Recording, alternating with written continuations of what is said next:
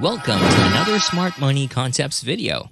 Owning a car in America has become a necessity. It's deemed an important part of everyone's lives as a vehicle provides both comfort and style to its owners. Did you know that right now there are about 273 million privately owned vehicles and cars in America? That translates to roughly 91.5% of American households owning at least one vehicle. But as with other physical investments, getting one comes with a hefty price tag. Most Americans purchase vehicles through auto loans, which is quite a big financial burden, especially for those who belong to the lower and middle classes. But listen, did you know that the auto loan market is a ticking time bomb? And it might just be a clear indicator that the US is heading towards a recession. So today, we'll tackle what's happening in the auto market in the US. But before we start, please don't forget to hit the subscribe button for more Smart Money Concepts videos. I'll give you some stats so you'll be able to see the financial picture of America's auto loan market. During the 2010s, the auto loan market was less than $1 trillion, $0.7 trillion to be exact. But right now, car loan debts have ballooned to $1.44 trillion, a whopping 100% increase in just 10 years. And the balances are now at $28 billion. So a massive plunge in auto loan payments can somehow predict a recession, since auto loan debts are the third on the list of household debts in America, just next to student loans and mortgages. Auto loan delinquencies. The automotive brand has started to see an increase in delinquencies, and it's safe to say that the other vehicle companies are experiencing this too. Due to the unstable economy, delinquencies are increasing just as monthly auto payments are exceeding $1,000. This amount is even bigger than the monthly rent in some U.S. cities. Lately, most people have been struggling to repay their auto loans, which is a far cry from what was happening before, people struggling to pay their rents. With the rising rates of other monthly expenses such as food, gas, rent, and mortgages, people have been using up their savings and maxing out their credit cards in order to face the record-breaking inflation. This massive rise in basic commodities have caused consumers to not be able to meet certain monthly loan payments because their earnings run out all too quickly, resulting in auto repossessions by car dealers and other consumer product loan lenders. During 2020 and 2021, delinquencies were fairly low because of more lenient policies provided by the borrowers, partnered with the stimulus checks given by the government to U.S. citizens. Without these safety nets, borrowers are finding it hard to pay their loans. For instance, I have a colleague, a car dealership owner who deals with repossessed cars. Upon checking the procurement and purchasing dates of the vehicles, he noticed that most of them were bought in 2020 and 2021. Therefore, leading him to believe that there was an obvious financial struggle among the auto loan borrowers during those previous years. He said, usually, reclaimed cars come from different years of purchase because people face financial difficulties at different times. But listen, right now, lenders are becoming pickier towards auto loan borrowers, and they stop giving out loans to people who have bad credit records. This move is considered a sign that an economic downturn is approaching. Aside from the monthly dues that come with purchasing a car, the lenders are also considering the high gas prices and increasing interest rates, basically all of the things that can potentially hurt a borrower financially. Does this phenomenon remind you of something? Well, I hear you. In 2008, the Great Recession was somehow fueled by the so-called subprime mortgage crisis. Lenders at that time provided home loans to people who had risky financial profiles, resulting in high-risk debts.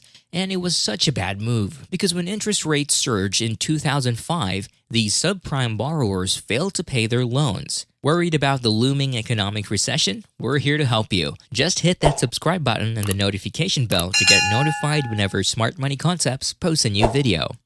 Right now, millennials and even the Gen Zs are struggling to pay their auto loans, as seen in a study made by a federal credit reporting agency. Millennials have been failing to pay their car loans at a 2.14% rate, higher than the 1.66% pre-pandemic. The Gen Z Americans, however, have a delinquency rate of 2.21%, an increase from the 1.75% they had before the pandemic. These stats show that the younger generation of buyers are facing financial woes as the country faces huge market crashes. They feel anxiety and stress over what's happening in the economy. They are feeling insecure as the inflation rates rise and the price of everything increases. But this is just the tip of the iceberg. According to Charlie Wise of TransUnion, if these young consumers aren't paying their auto debts, then they probably aren't paying their other loans too. According to a recent study, most of those who belong to these generations live paycheck to paycheck, and they live in worry as to how they'll pay for their daily expenditures. But why is this important? Well, the millennials and Gen Zs have accounted for the highest growth in car loan applications and approvals, a massive 12% increase in auto loans over the past few years. These younger generations cover the new breed of car owners, and their failure to repay their debts reflects the state of the economy right now. Since they're the generation who are still in the midst of plotting their own financial journeys, this impending recession will surely have an impact on their financial stability. In turn, their delinquencies can cause a pretty big problem in the auto industry, therefore affecting us all. Listen, right now, people have been searching online on how to voluntarily give back their vehicles to lenders. Google search trends on the words voluntary repossession of car have been at their highest since 2008, and this shows the current mental state of the borrowers. They are willing to surrender their cars back just to dodge their monthly payments. And you know what happened in 2008, right? Another trouble: rising car prices. Aside from the rising petrol prices, the actual prices of new vehicles have also hit a record high. With an average price of $48,083 per new vehicle, the pockets of potential buyers should be more than prepared. Because of steep prices, people have now delayed their plans of buying new vehicles and searched for used cars instead. This also paved the way for the so-called used car bubble.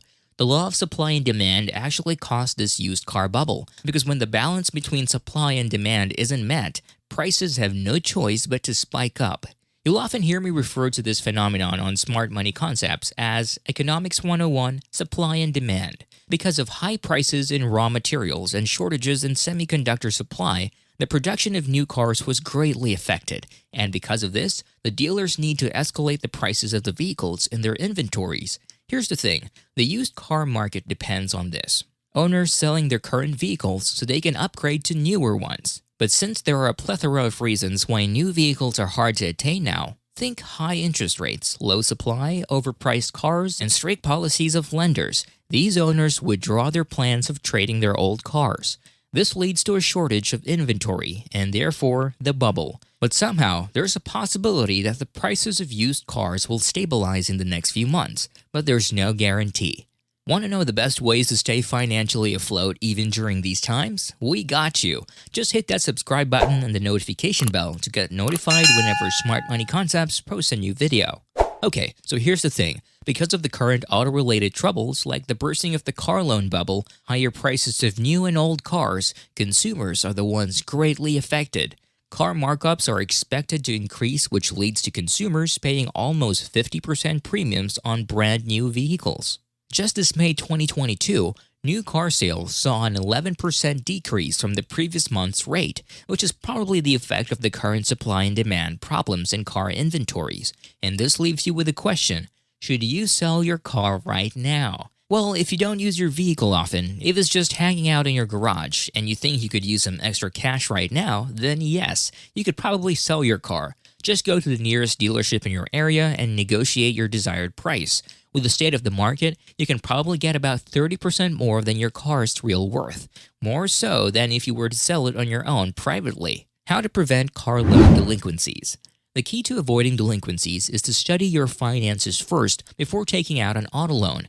Consider your monthly income, your monthly expenses, credit card loans, savings, and emergency fund. Primarily, everything that requires you to spend and allocate your money. With that, you'd have an idea of the amount that your pocket can finance for your desired auto loan. When you get a car, aside from the monthly payments, you also have other expenses, and honestly, they cost a lot. Think maintenance, fuel prices, auto insurance. These go side by side with your auto loans, so you better list everything out first so you can gauge your financial status better.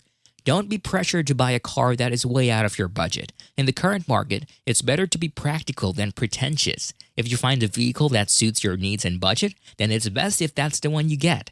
Remember, delinquencies can ruin your credit card scores, so you should really assess everything first before you take out an auto loan. However, financial emergencies can happen, and there are times when you really can't pay your debts.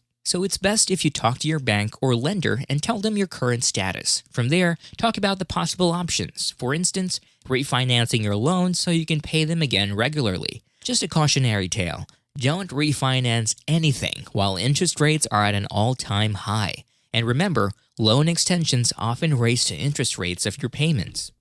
Recovery is bound to happen, and soon prices will stabilize again. However, you have to really think twice before adding any additional expenses like a car loan. I hope you learned a lot from our video. Do you have any comments on our topic today? Just type them down below. Don't forget to click the like and subscribe buttons now to make sure that you don't miss our next video.